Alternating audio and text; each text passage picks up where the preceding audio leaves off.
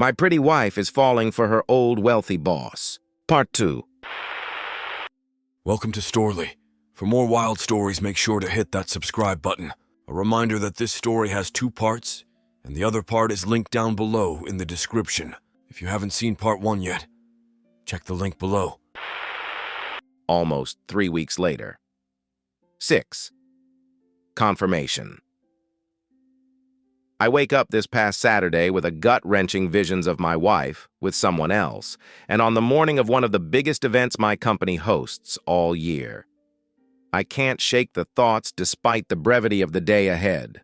The hotel incident has been killing me for weeks. My wife leaves for the gym with our kids, something we used to do together, and I leave for work.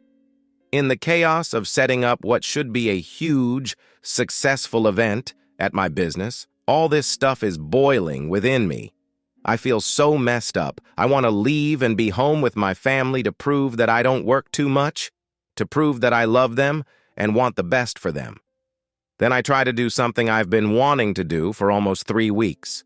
I call the hotel, praying and praying that if I am given any kind of information, that it reveals her female coworker was indeed the one who booked the room. I hang up on the second ring. On second thought, I didn't want to know. Or did I already know? I had to get back to work. This whole day, by the way, my wife is with the kids. Day ends, I feel wrong that I don't hurry back to her, despite maybe having a chance of getting home in time to see her before bed. Sunday morning. We have plans to go to her brother's for football. I have to run into work, not typical on weekends, to deal with some aftermath of the event from the day before. She leaves for the gym with plans to pick me up at my business so we can ride to her brother's together. I start packing up and then look over at her iPad. It was practically screaming at me. Do it! Maybe there's something there. I open her iPad and sit down. I feel so wrong doing this, but I also know that I've somehow been so much more wronged than anything I'm about to do. She had since figured out how to sign out of iCloud and stop texts from coming in, so no luck there, but an obvious sign of hiding something. I look at her boss's contact card and see she was sharing her location on-off with him the night before. WTF? I open her photo stream, nothing weird there. I scroll down the albums. I open deleted photos. Here we go. Underwear photos. The day after we returned from the beach vacation, and the morning before her return to work. I can only assume she sent them to her boss because I didn't get them. This is far out of her typical safe zone, so now the intensity and level of their relationship is starting to hit me. And then I see what appears as an accidental screenshot that she took of a text exchange with her boss the day before the hotel. The gist is how they are planning to have lunch or something together. Mixed into a swath of hearts with the kicker from the boss. I've been waiting to see you since last Friday when you left. I'm waiting for you, babe. I look in her browsing history on her iPad. I see a Google search for how to say one more day in Spanish. Searched for the day of the panty pictures and the day before we returned to work. It reminded of how she would flirt with me back when we started out more than 10 years ago. Someone else gets to experience that now. I am absolutely convinced at this point, and the 2 months of my denying and avoiding the obvious have no more fight in this. My life is about to change forever. I drive to my business, and she meets me there later as planned with the kids. We hang out for a bit, but I am still in shock. She knows something is wrong and keeps asking. We drive to her brother's almost silently.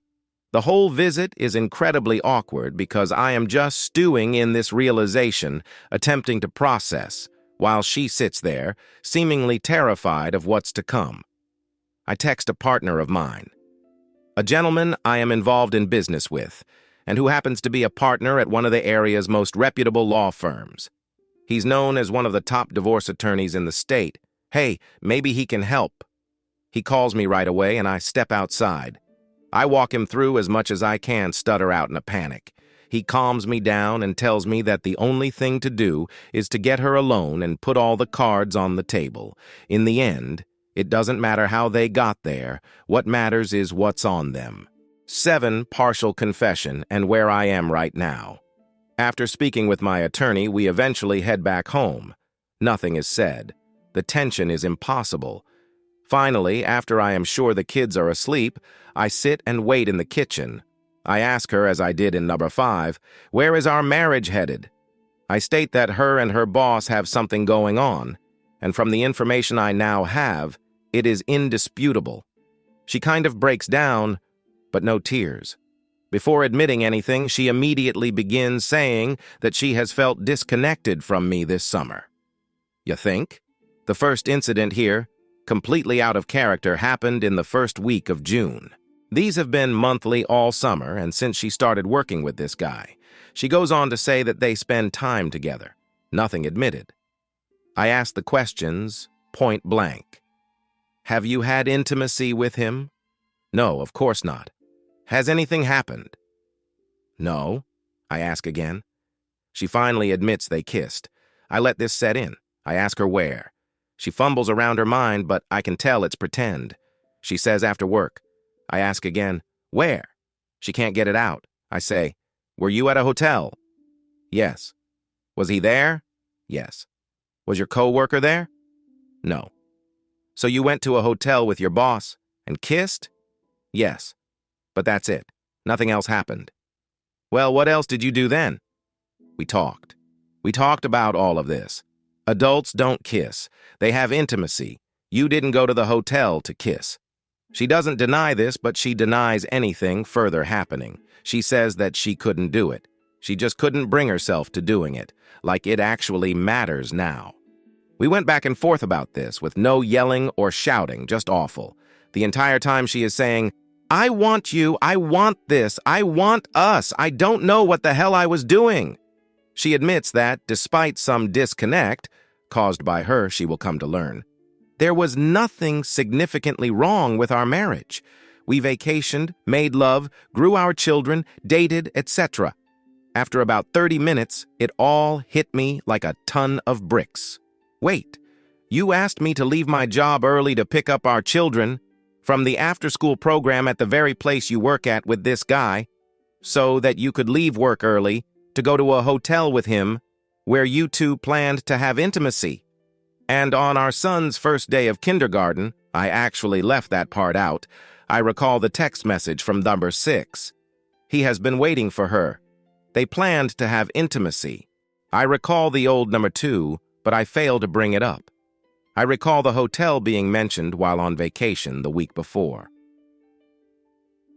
This was in the works, while we sat on the beach together with her family. It was not spur of the moment. The conversation goes nowhere but further into this new hell that I have just inhabited. The last place on earth I want to be. We go to bed. She cuddles me and it's disgusting. I feel infected, violated, ruined, and motionless. It stops. I lie awake for 3 hours, then hop onto the internet, desperately searching for success stories where couples come back from this. There are none. It's all about how to realize the situation, how it will never work again, and that it's time to move on, regardless of money, kids, love, history. Just awful, hopeless. I start contemplating divorce, then realize I am 5 hours into a sleepless night, just hit by a freight train, and not a clean thought in my head. She wakes and asks me what I am doing, and I don't have much to say. Then I ask her about number 2, finally, which would confirm my earliest suspicions, and nullify her claims that this just started. I tell her that I knew her car was at that facility. She admitted to meeting with him and said that they only talked in the car. I can only imagine.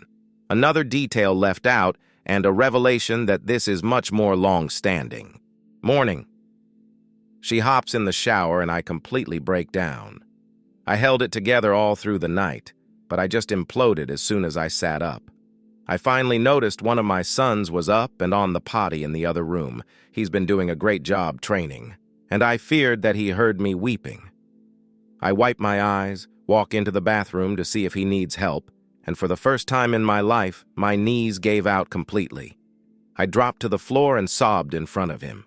The sight of one of our innocent sons, completely oblivious in all his perfect, moldable youth, just wrecked me. Who can be so careless, so completely narcissistically motivated that this beautiful child we are responsible for could be forgotten for some meaningless banging? My other son comes in and sees his father sobbing on his knees, holding his youngest. What in the hell has happened to my life? It all just changed in an instant. I held those boys so tight as I realized the tables had turned. I've held them so many times as they cried, but this was the first time those little boys held me. What a dramatic moment. But it felt good to know that while I've lost her, I still have them. Finally, I pull it together and go downstairs to make coffee. She has no idea what I'm going to do.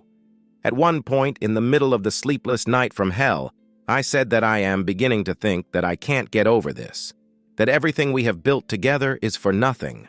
I hinted at divorce, but I have no clue what to do. We somehow ate breakfast together with our children, awkwardly, trying to come to grips with the unknown ahead of us.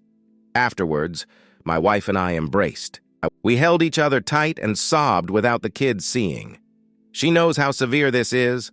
I saw her off to work with our youngest, and I said that it would take a miracle to fix this. I have no trust whatsoever, and it is going to be incredibly difficult to grow that again. It took 10 years for us to get this far, and we just drove off a cliff. She again said she wants nothing more than our children, our marriage, and our life. She is going to have to pull me out of hell.